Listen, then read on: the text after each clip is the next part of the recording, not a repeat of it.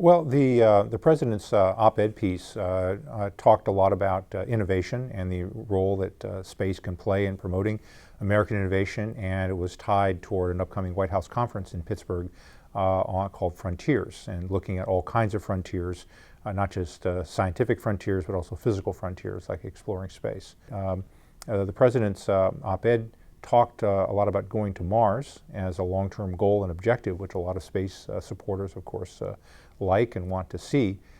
Landing on the Martian surface by the 2030s is not, in my view, a realistic goal. It's possible to imagine putting astronauts in orbit around Mars. It's possible to imagine visiting the Martian moons by that time. But the technical challenges and the budgetary challenges of building a vehicle to go down to the Martian surface, survive, and come back up, I think are pretty daunting. If you're going to land a human on Mars, you're talking something much, much larger, say 30 to 40 metric tons on the surface, so several times the size of anything we've landed before.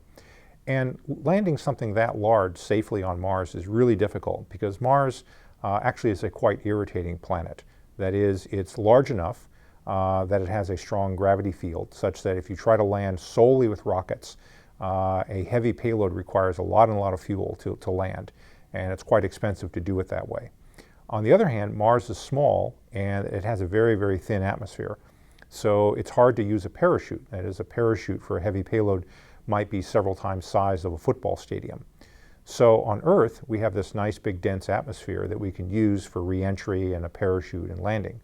On the Moon, fairly small, you have no atmosphere, it's fairly light gravity, and so landing with rockets is possible.